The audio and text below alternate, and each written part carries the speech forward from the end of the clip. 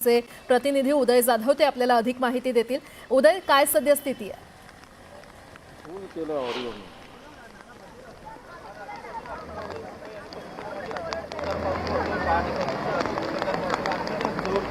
तो वाढलेला आपल्याला पाहायला मिळतो। संपूर्ण मुंबईभर आपल्याला पाणी जे आहे ते साचलेलं पाहायला मिळते। मुंबईच्या सकल भागामध्ये आपण दादर पूर्व भागामध्ये आपण पाणी साचल्यामुळे मुंबईच्या रस्त्याची काय अवस्था झाली आहे समोर आपण राज्य सरकारने सर्व शाळा आणि महाविद्यालयांना सुट्टी दिलेली आहे। त्यामुळे काहीच विद्यार्थी जे आहेत रस्त्यातूनच अशा प्रकारे पाण्यातून मार्ग काढत पुढे चाललेले आपण पाहतो की पालक आपापल्या विद्यार्थ्यांना घरी घेऊन चाललेले सुरक्षित, मात्र पाणी मात्र साचलेलं आपल्याला समोर पाहायला मिळते।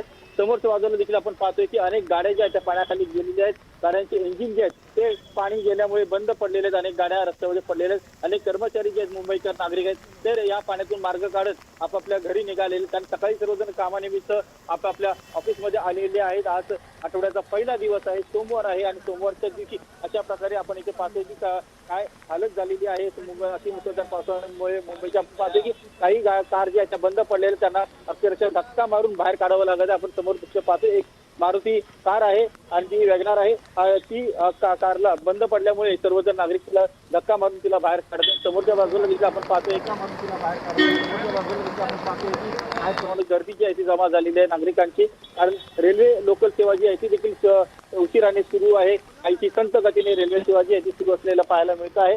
सर्वत्र पाणीच जे आहे ते मुंबईमध्ये आज आपल्याला पाहायला मिळते। अतिमुसळधार पावसाची नोंद झालेली आहे। जवळपास 200 मिलीमीटरपेक्षा जास्त पाऊस मुंबई आणि परिसरामध्ये पडलेला आहे। त्यामुळे खूप मोठा पाऊस आहे आणि तसा रेड अलर्ट जो आहे मुंबई हवामान विभागाने देखील दिलेला आहे। त्यामुळे आज आणि उद्या अतिमुसळधार पाऊस मुंबई परिसरामध्ये पडेल। त्यामुळे नागरिकांनी सुरक्षित काळजी घ्यावी असं देखील आवाहन हवामान विभाग असेल, मुंबई पोलीस असेल, मुंबई महानगरपालिका असेल, राज्य सरकार असेल यांच्याकडनं करण्यात आलेलं आहे।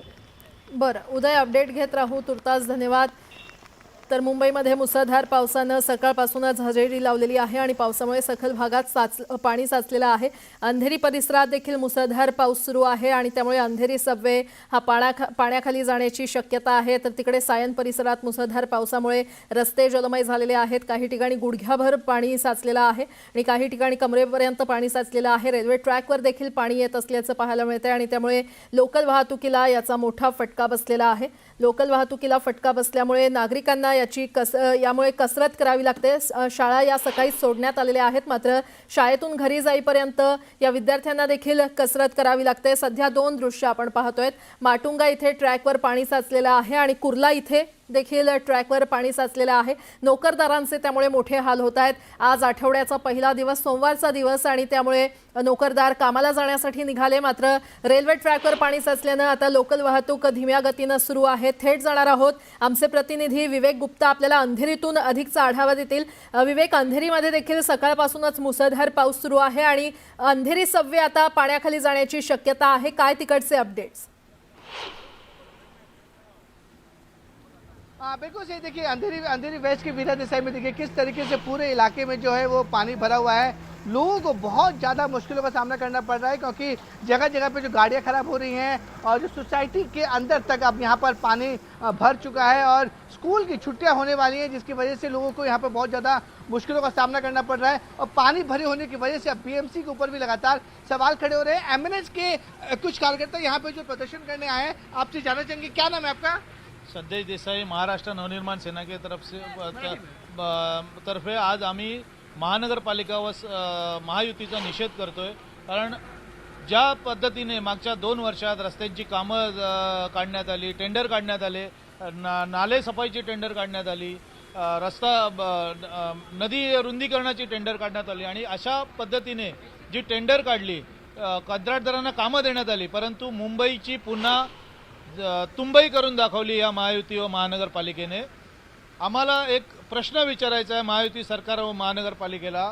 काल माननीय उपमुख्यमंत्री बोलले की आम्हाला मुंबई महानगरपालिकेची हंडी फोडायची आहे।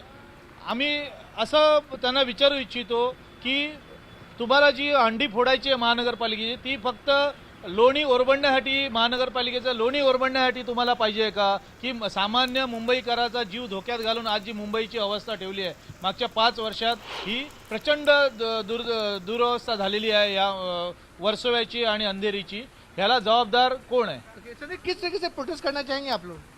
आज आम्ही मुंबई महानगरपालिका व महायुती यांनी ज्या पद्धतीने ह्या मुंबईची तुंबई करून दाखवली आणि हा चांगल्या रस्त्यावर नदी आणून दाखवली, त्याबद्दल आम्ही या नदी केल्याबद्दल आम्ही स्वागत करत आहोत. देखिए कि किस तरीके से जो एमएनएस के कार्यकर्ताओं के साथ तो पे कहना है कि जो सड़क किरकी थी, इस तरीके से इन्होंने ये नारेबाजी यहाँ पर शुरू की है. अब पूरी जगह पर देखिए दूसरी तरफ मैं दिखाना चाहूँगा किस तरीके से पूरा पानी भरा हुआ है और लोगों को बहुत ज़्यादा परेशानी की सामना करना पड़ रहा है, क्योंकि मुंबई ने मौसम विभाग ने साफ तौर पे कह दिया है कि अब जो है मुंबई में वो रेड अलर्ट घोषित कर दिया गया है. रेड अलर्ट का मतलब है बहुत ज़्यादा मूसलाधार बारिश अभी कुछ घंटों में होने वाली है और जिस तरीके से यहाँ पर जलभराव हो रहा है, लोगों को बहुत ज़्यादा परेशानी झेलनी पड़ रही है.